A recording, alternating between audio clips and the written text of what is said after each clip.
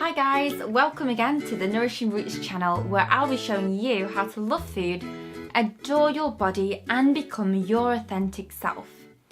Today I'm going to be talking all about meal planning in recovery from an eating disorder and how sometimes it can be both unhelpful and helpful. I'll also be showing you some of my personal experiences around meal planning and how you can go on to do some meal planning that is more proactive towards recovery. As anybody out there with an eating disorder may be able to resonate with, meal planning can be a huge part of your journey to recovery because it can be helpful in terms of planning out your meals, making sure you are getting the right calories and energy and nutrition in order to replenish all the nourishment that your body might have lost, which is usually a lot of nourishment. So a meal plan can help keep you on track. It'll help you know what to do next. It kind of gives you a bit more of a reassurance that you've got something to follow. However, there is the risk that meal planning can fall into something very rigid and that it can reduce your potential of recovering to the full.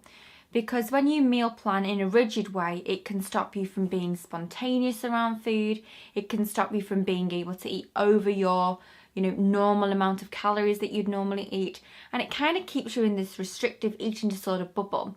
So although you might be eating right or you might get to a healthy weight, if you're still worried about breaking away from a meal plan or what you usually eat, then that in a way is still a disordered relationship with food. Because as we all know from the Nourishing Roots philosophy, food is more than fuel. It's about getting back your relationship with food in a positive way and seeing that it's all about enjoyment, social connection and relationships too. So, how can meal planning be more beneficial rather than a hindrance towards recovery?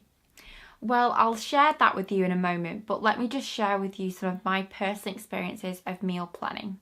Well, firstly, when I first started my first meal plan, obviously that was something I didn't want to do.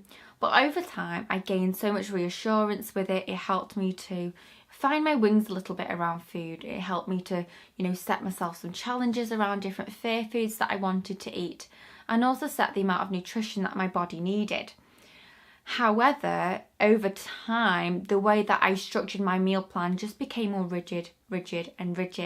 And if I look back now, that in itself was just a form of disordered eating because I literally used to plan it the night before or even 2 days before. So I knew exactly what I would be eating like days in advance.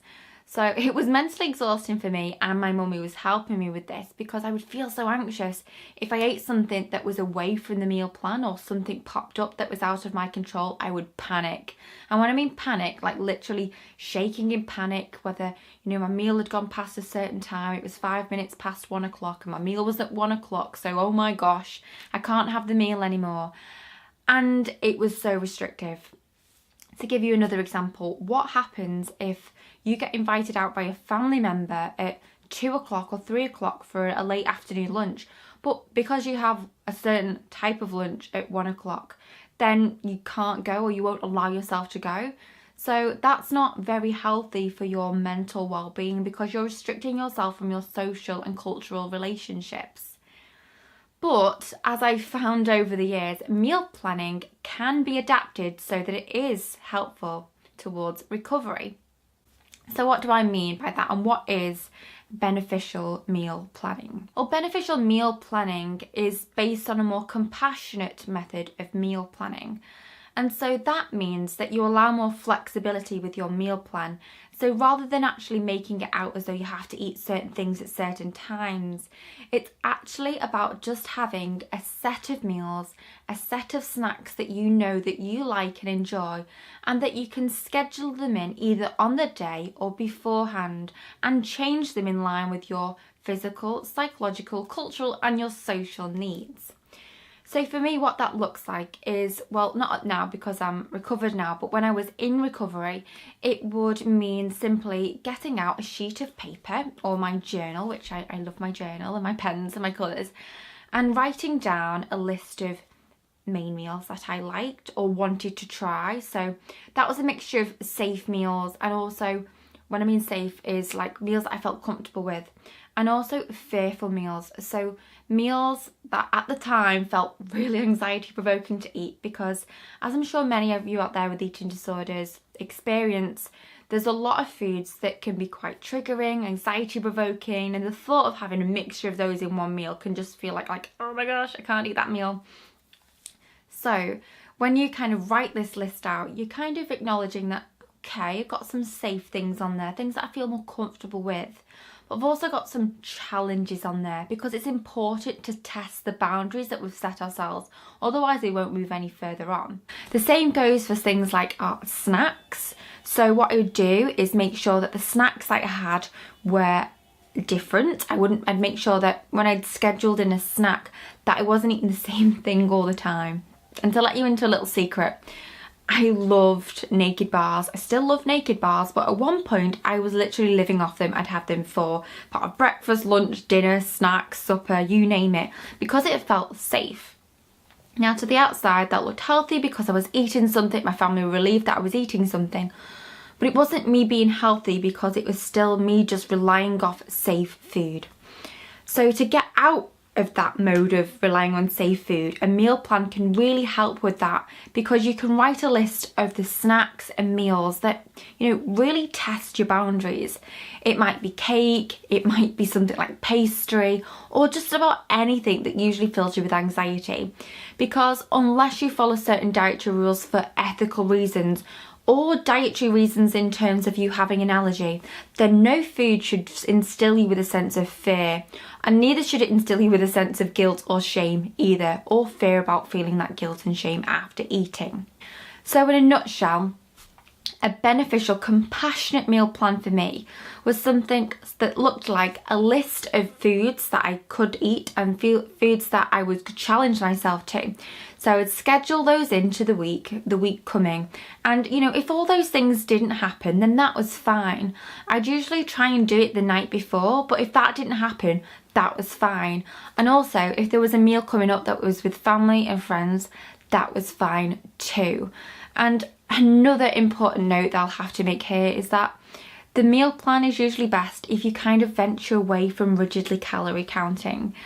Anyway, I know that the whole recovery process is going to be better if you don't rely on calories anyway, because it can be quite triggering to count calories sometimes. But if you can eventually get to a place where you can choose foods based on what you really feel like, and ask yourself at the time of eating eventually, what will nourish my mind?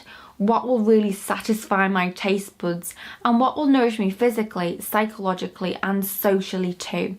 That's where we really want to be at. At the end of our recovery journey, we don't want to be relying off a meal plan for life, because there is no plan for life, there is no blueprint for life. We just have to go through life trusting our intuition and also our taste buds too. And if that means eating some cake from time to time, or every day, and chocolate every day, then that's totally fine too. So finally, I'd just like to say meal plans in the right context can be helpful, as long as they can be flexible, allow some intuitive eating in there, and not be based on rigid calorie counting or nutrient tracking. The best meal plans are the plans that you feel more happy with, more flexible with, and fit in line with your life, rather than your life completely revolving around food. So I hope that video has been helpful, and that it can help me give you an insight into what you can do in your current meal plan to alter it in a more flexible and less rigid way. And it would mean the world if you could either share this video or subscribe to this channel, because again, it fuels my passion for creating more videos like this so I can help more people like you. So if you'd like to sign up, that would be great. And you can also visit my website at www.nourishingroots.com, and my book's out now, which is crazy but great. So it'd be great if you could take a look at that. That's also on my website, or you can type it into Waterstones or Amazon and find it on there. So on that note, I'll say a goodbye, and hopefully we can chat about these topics very soon. Bye bye.